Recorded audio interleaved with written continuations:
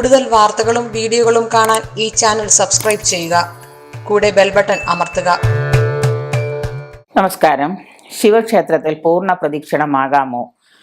ഇപ്രകാരമാണ് ശിവക്ഷേത്ര ദർശനം നമ്മൾ നടത്തേണ്ടത്. ശിവക്ഷേത്രത്തിലെ സാധാരണ എല്ലാ അമ്പലങ്ങളെ പോലെയല്ല നമ്മൾ ശിവക്ഷേത്രത്തിലൊക്കെ പോയിട്ട് പ്രദക്ഷിണം ചെയ്യാറുള്ളത്. സാധാരണ അമ്പലങ്ങളിൽ, സാധാരണ ക്ഷേത്രങ്ങളിൽ നമ്മൾ പോയി കഴിഞ്ഞാൽ 3 പ്രദക്ഷിണം, 7 പ്രദക്ഷിണം, 5 പ്രദക്ഷിണം ഇങ്ങനെയാണ് നമ്മൾ പ്രദക്ഷിണം ചെയ്ത് ചുറ്റി ഉപദേവതകളെയൊക്കെ പോയി തൊഴുതു വരുന്നതൊക്കെ ചെയ്യുന്നത്. ഒരു പ്രദക്ഷിണം ചെയ്യുന്ന ആളുകളുണ്ട്. ശിവക്ഷേത്രത്തിൽ പൂർണ്ണ പ്രദക്ഷിണം ചെയ്യാൻ പാടുമോ? അല്ലെങ്കിൽ ചില അറിയാത്ത ആളുകൾ അങ്ങനെ ചിലപ്പോൾ അറിയാതെ പറ്റി പോകാറുണ്ട്. ഇപ്പോൾ ഒരുവിധം എല്ലാവർക്കും അത് ശീലമായി. എങ്കിൽ പോലും മറ്റ് ക്ഷേത്രങ്ങളിൽ ചെയ്യുന്ന പോലെ പ്രദക്ഷിണത്തിൽ നിന്ന് വ്യത്യാസപ്പെട്ടതാണ് ശിവക്ഷേത്ര പ്രദക്ഷിണം. ശിവക്ഷേത്രത്തിൽ ശ്രീകോവിലിന് ചുറ്റും സഞ്ചരിക്കുമ്പോൾ യാതൊരു കാരണവശാലും ഓവ് മുറിച്ച് കിടക്കരുത്. ഭഗവാന്റെ ഓവ് ഉണ്ടാവും. ഓവ് മുറിച്ച് അപ്പുറത്തേക്ക് നമ്മൾ കിടക്കാൻ പാടില്ല. ഈ ഓവ് മുറിച്ച് കൊണ്ടുവരുന്ന യാതൊരു പൂജാദ്രവ്യങ്ങളും ക്ഷേത്രത്തിലെടുക്കാനും പാടില്ല. ഈ ഓവില് എടുക്കുന്ന ഓവില് കൂടെ വരുന്ന ഭഗവാന് ചെയ്ത് കുളിപ്പിച്ചിട്ട്, അതായത് ധാരയെല്ലാം കഴിഞ്ഞും ധാരയെല്ലാം കഴിഞ്ഞ് ഭഗവാനെ അണിയിച്ചൊരുക്കിയൊക്കെ എടുക്കുന്ന സമയത്ത് അതിലൂടെ ഓവിലൂടെ വരുന്ന തീർത്ഥം പലരും വാങ്ങി സേവിക്കാറുണ്ട്. അങ്ങനെയുള്ള പൂജാദ്രവ്യങ്ങളൊന്നും നമ്മൾ ഉപയോഗിക്കാൻ പാടില്ല. ക്ഷേത്രത്തിലെടുക്കാനും പാടില്ല.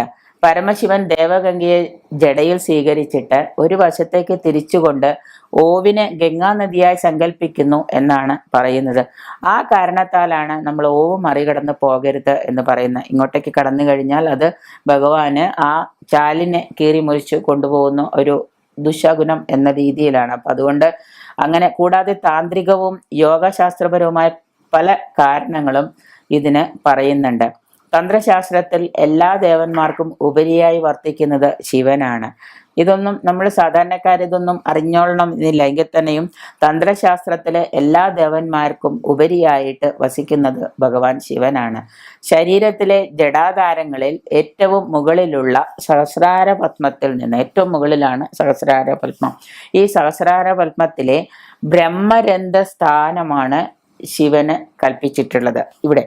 അപ്പോൾ അതുകൊണ്ട് തന്നെയാണ് ശിവലിംഗത്തിൽ നമ്മൾ അഭിഷേകം നടത്തുമ്പോൾ, ശിവലിംഗത്തിൽ ഇങ്ങനെ അഭിഷേകം നടത്തുമ്പോൾ ഈ സഹസ്രാര പത്മത്തിൽ നിന്നും യോഗാനുഭൂതിയാകുന്ന അമൃതധാര അഭിഷേക ജലത്തോടൊപ്പം കലർന്ന് വടക്ക് ഭാഗത്തേക്കുള്ള സോമസൂത്രത്തിലൂടെ ഒഴുകുന്നു എന്നാണ് സങ്കല്പം.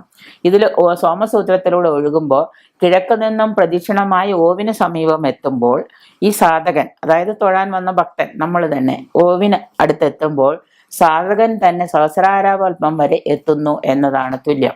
നമ്മൾ ഇങ്ങനെ കിഴക്ക് നിന്ന് ഇങ്ങനെ തൊഴുത് ഓവിനടുത്തെത്തുമ്പോൾ ഭഗവാന്റെ സഹസ്രാരപത്മത്തിൽ തന്നെ നമ്മൾ എത്തുന്നു എന്നാണ് പറയുന്നത്.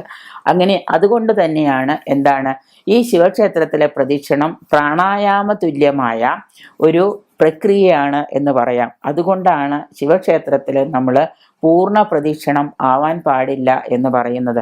പ്രദക്ഷിണം വന്നു കഴിഞ്ഞ് ഓവെത്തുമ്പോൾ തൊഴുത് വീണ്ടും തിരിച്ചു മടങ്ങി അതിലൂടെ വന്ന് ഓവിനടുത്ത് തന്നെ വരിക. ഈ രീതിയിലാണ് ശിവക്ഷേത്രത്തിലെ പ്രദക്ഷിണം നമ്മൾ ചെയ്യേണ്ടത്. എത്ര പ്രദക്ഷിണം ചെയ്യണമെങ്കിലും ഓവ് മുറിച്ച് കടക്കരുത് എന്നാണ് നമ്മൾ പറയുന്നതും. ഓവ് മുറിച്ച് കടന്നാൽ ഉണ്ടാകുന്ന അതിനുശേഷം വരുന്ന പൂജാദ്രവ്യങ്ങൾ പോലും നമ്മൾ എടുക്കരുത് എന്നും പറയുന്നുണ്ട്.